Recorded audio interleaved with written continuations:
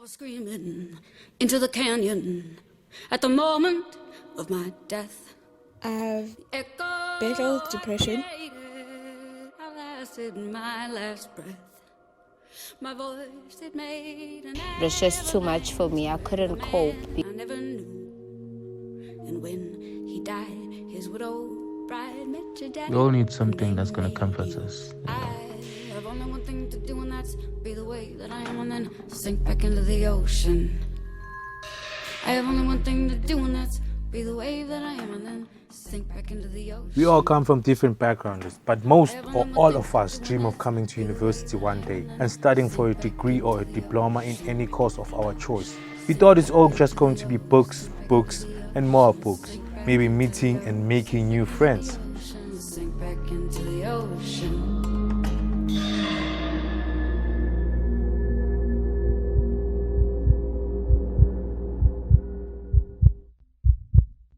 But when we get there, we get exposed to a whole new environment that we become exposed to and influenced to.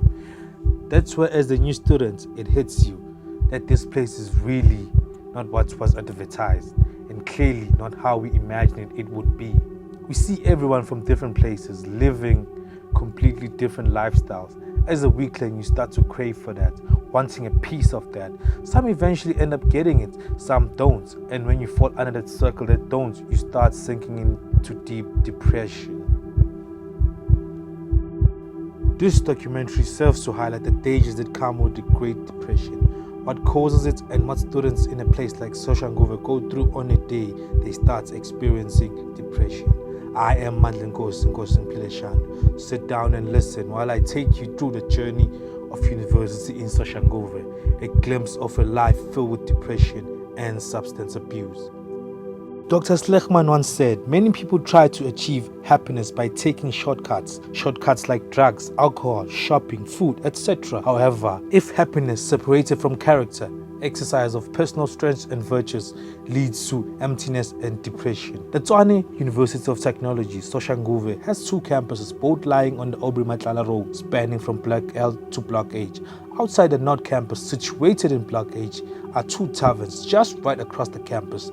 Let me talk you on a journey of how students drown their sorrows every single day due to their depressions. Before we dive in on the students' journey, weaving their ways through depression, I spoke to Nomsa Bukaba, who is the campus psychologist and mostly works with students through whatever issues they succumb to. She told me more about the case of depression, which is a gateway to a substance abuse.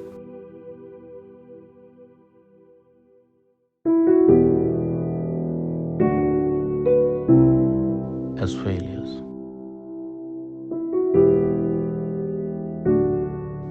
Some of us never make it.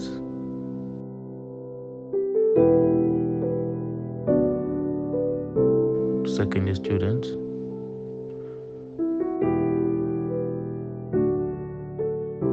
Or any tertiary institution.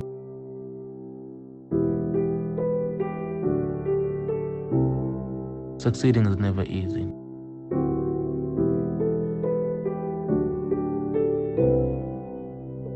Alcohol. Utamagenge.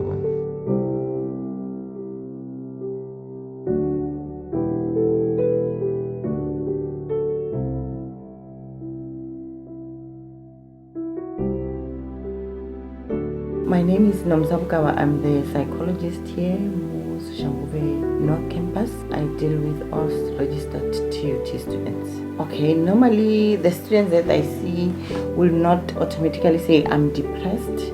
They will be saying I am feeling sad. So that's the term they use. It can vary from being sad due to a relationship problems, poor performance, or family issues. And mostly again it's finances. I'll do a follow-up when a student say I'm feeling sad. I will want to find out when did it start and what was the trigger, and normally I will want to see the symptoms, because symptoms of depression according to the DSM-5, it's when a person is feeling sad most of the time, they have weight loss because they don't eat properly, or they have insomnia, they can't sleep. So obviously their concentration is also affected, which lead to poor performance. Some of the students will find a defense mechanism how to cope with their depression or their sadness. It varies from student to student. Others use drugs like your dagga. Others use, I had one who said he was addicted to cocaine. I don't know if it's true because I don't have anything to test, but they'll say, or alcohol abuse. I have several ladies who came and say they will use alcohol to numb the pain. Honestly speaking, the issue of the tavern, it's not appropriate for a tavern to be next to a university or any school premises. But as we know, like the new Sun International Hotel that was built just close to a high school, but their argument is they'll control the business. They will not allow students to come in uniform, and when students are underage, they will not be sold alcohol. But here at university, we are dealing with adults. Most of them are above 18, and they have choices. They have decisions to make. They can decide, no, it's my right. I'll drink alcohol whenever I want. So even if it's not closer to university, they can still access alcohol. And we have heard that South Africa is one of the highest. South Africans consume lots of alcohol because we have a tavern every corner. Alcohol here is cheaper as compared to other countries. So that's why our students are also able to afford the alcohol. On an average, normally what my approach towards depressed students, I advise them depending on how severe is depression, because there is major different levels of depression. Some will have major depression where the student doesn't even bath, they don't take care of themselves. So you can see that through therapy you won't reach them. So immediately after the first session, after assessing the level of depression, I refer our students to George Mokari Hospital, where they will be assessed by a psychiatrist. There they take blood tests and they check their level of depression, and they will be put on medication for 6 months. But with me, if it's minor depression, sadness that can easily be dealt with through therapy, minimum sessions will be 5, but others I've been seeing for years. They come back once a week session, 1 hour sessions. Okay, normally students, I feel like they have this buddy system. Some students are afraid to come directly to SDS, but their friends will come and report that so and so has been in her room for days, they are not attending, they are very sad because of maybe trauma in their family. So we will contact that student and come, but we always encourage fellow students to look out for signs of depression, for students who are not attending class, students whose behavior normally abruptly changes. The person is no longer bubbly and talkative. They stay in their room. They don't take care of themselves hygienic. They don't bath because a person, when they are depressed, they don't have energy to do anything. And most of them have suicidal thoughts. The thoughts, persistent thoughts of killing themselves, ending it all. So we need to look out for that. And I always encourage students, they talk to one another or they come directly to us. How we market our services during orientation, we tell students about SDS, the service for free. Any student who's going through a rough patch, they can come through. As you've heard it, she says, find someone to talk to. Find someone who will help you. Don't be alone in the dark. Don't say you are sad. Just say straight up that you are going through a depression. The DMS-5 states that amongst university students, 80% of the students drink alcohol, 40% of them engage in binge drinking, and 20% meet the symptoms of alcohol use disorder. Some of the health effects that come with binge drinking: anxiety, memory loss, cancer, and depression. 1 in 4 students report academic consequences from drinking. Our Nomsa Mokabe was kind enough to let me speak to one of her patients who suffered academically due to the depression she was going through, and which led to her being dependent on alcohol. Dombentlem Kize takes me through her journey. So back in 2016, at school there was like a strike. So there was not enough time for us to study because we were always free because of the strike. So I remember this one time when the exams came along and the assignment, it was just too much for me. I couldn't cope because there was just a lot of pressure. I was under a lot of pressure to a point where I even wanted to change the course. I wasn't coping at all because it was a lot of things to do at a short space of time.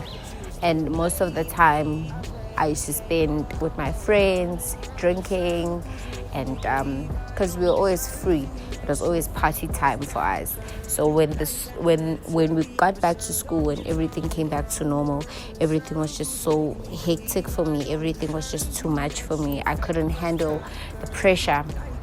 So with that being said, a friend of mine told me that I can actually go to the DED and speak to Ausnomsa, and that I should go for counseling.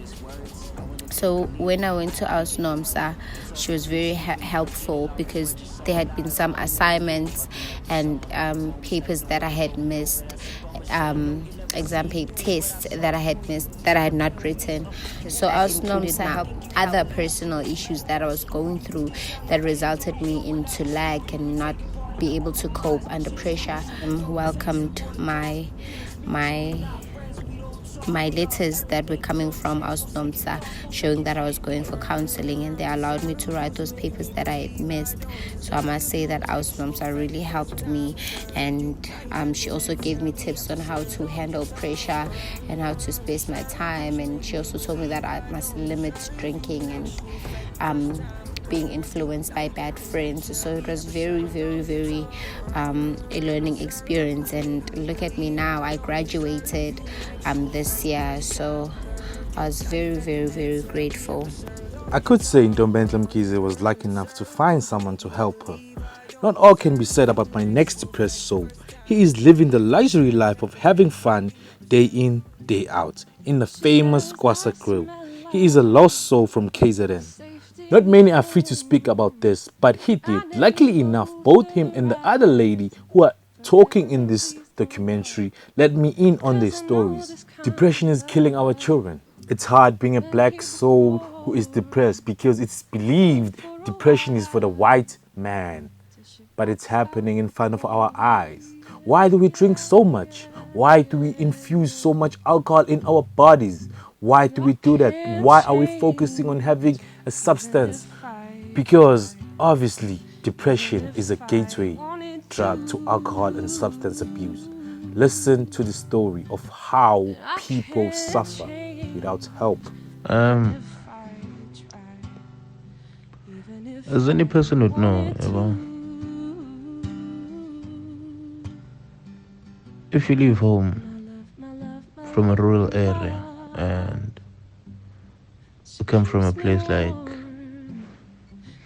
the Pundos of KwaZulu-Natal and you get placements in a school in Sosha,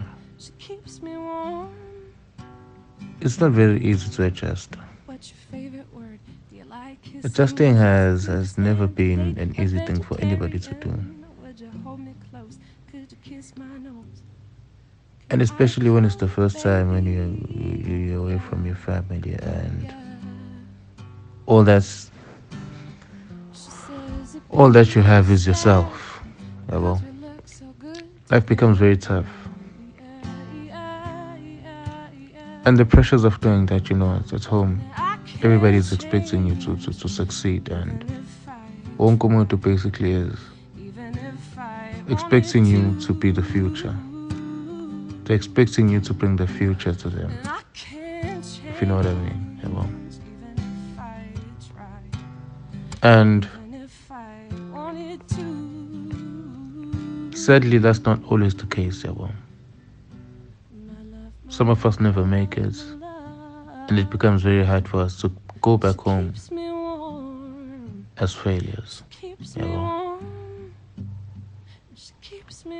So for me, a young guy, second year student, Australia public relations, I can clearly say, or I can comfortably say, it has not been a tough road. Second year is harder, and we all need something that's gonna comfort us. Something that's gonna bring us back to our senses, bring us back to being normal and not caring about anything. And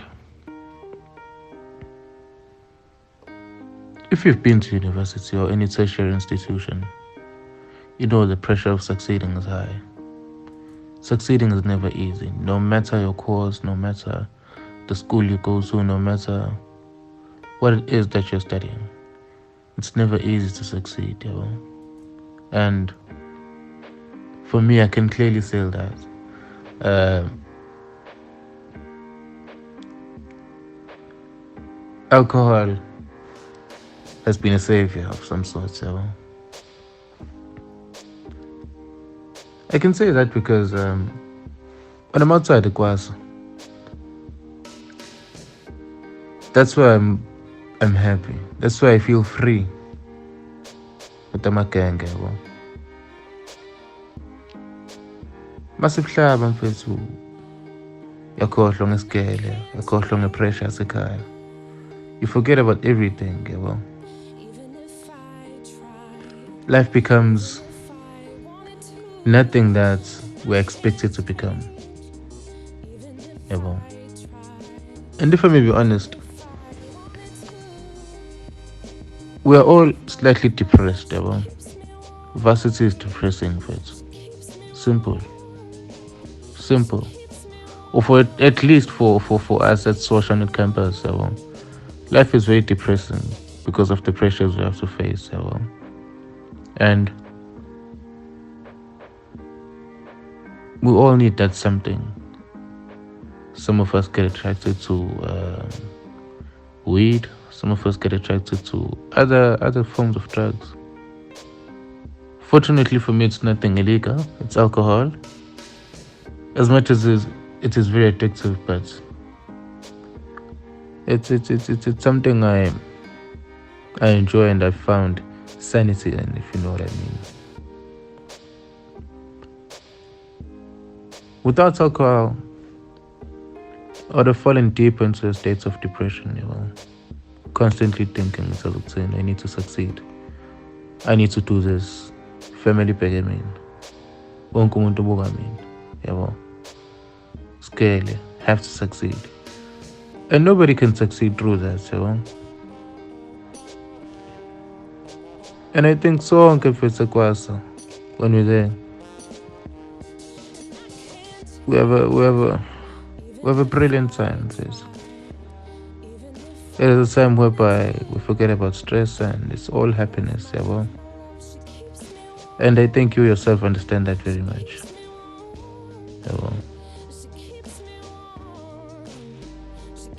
And it's not something you can speak about with your family members from Emakaya in KZN. I mean, what do they know about depression? They'll think nayo kelengane lena. Siqale izinto sizijuza. Can't you know if it's real? Just as from where I come from, it's not something you believe in or something we believe in very easily, And I've come to a point where I've had to regain sanity for myself, and regaining sanity is not something that's easy. For some people it's easy, you see. Some people are mentally strong enough to handle university 4 years, 5 years straight. They succeed, they get what they came for, they go back home, they become successful. But for the majority of us, it's not easy. And we need something to keep us happy. We need something to take us out of that depression state, And alcohol, I won't lie, is something that I feel as if it has been my sanity. You can call it an addiction, but it's not necessarily an addiction. It's a form of comfort, a state of being happy, something that brings sanity to myself. And angazi noma uyangithola ngale nto engishoyo mfethu. I've battled depression in past years, especially year 2017. I was battling depression in year 2017, where I was doing my second year.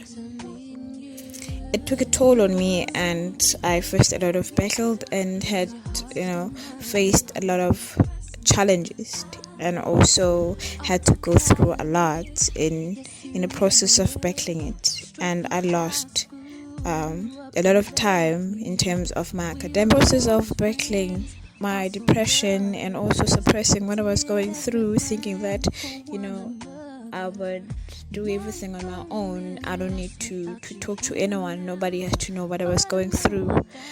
I ended up having suicidal thought, and throughout that process I ended up using alcohol to suppress what I was going through. So in some way I used it as a mask, and also as a coping mechanism, and sometimes as a personality, so that people around me would not see what I was going through. And coping in an environment that I was in, I ended up not being able to go to bed with 1 or 2 glasses of wine, not being able to actually attend lectures without having to have a glass of wine, because I thought that in that way I'll be able to hide what I was going through. So creating a false personality towards people around me, so that I could avoid having them asking what I was going through.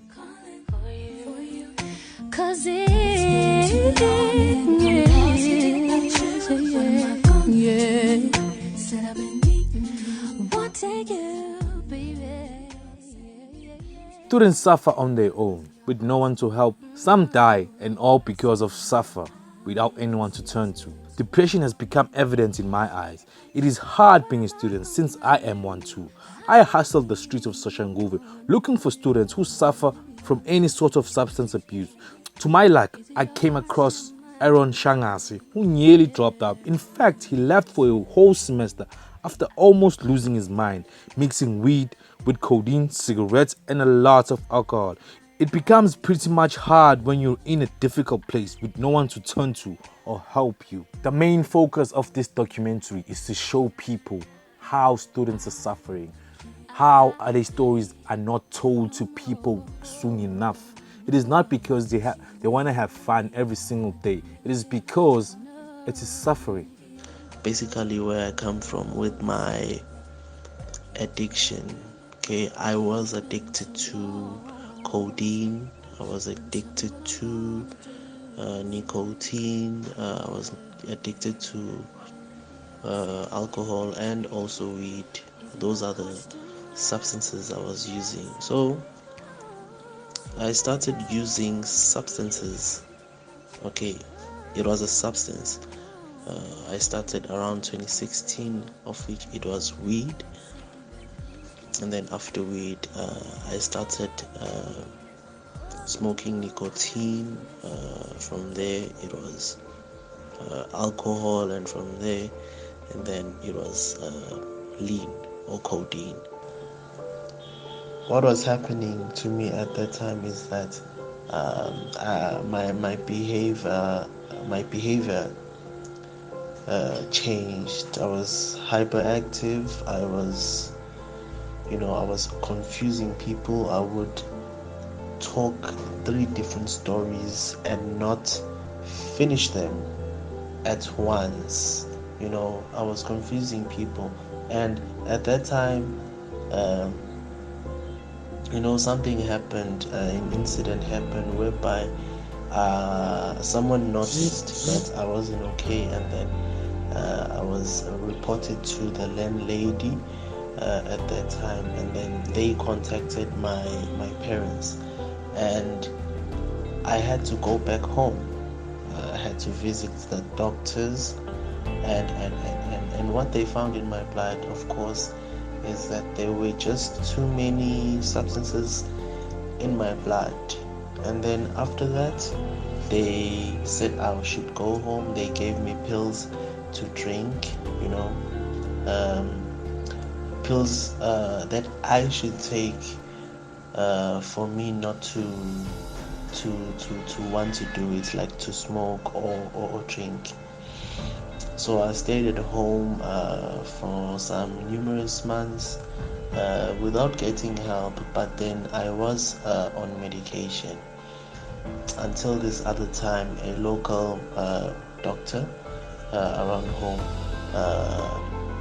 actually he's a family doctor, and then he was the one who diagnosed me with something called he said I was psychotic. I was psychotic, yeah, that's the word. I was psychotic, and then he told me that I was going to embark on a journey whereby I had to drink some certain pills, and he explained to me that these pills are there to normalize everything. If these pills are not helping me after drinking them for 3 months, they'd have to give some other pills again to me, the same ones, okay, and then I'd have to drink it again. But then they said that if I don't make it after a year or 12 months of drinking these pills, then it means that I was going to drink the pills for the rest of my life. So after that, I started drinking the pills. The family was very supportive, and also the friends. I drank the pills for I think 3 months or so, and then after 3 months, approaching to the 3 months, I was becoming okay, and then until that day whereby I finished 3 months, and then I was okay, and then I went back to the doctors, and then I was declared clean, and then from then I haven't been using drugs. With my last words, all I can say to you guys, depression is real. Alcohol and substance abuse is evident in my eyes. I've seen it, I've witnessed it, I've been through it too. This documentary has served the purpose of making people understand not all of us find help soon enough.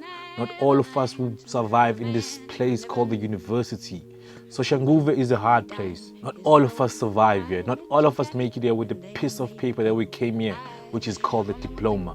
We need to be focused. We need to know what we came here for. We need to understand there's a lot that we can do to people who need help early.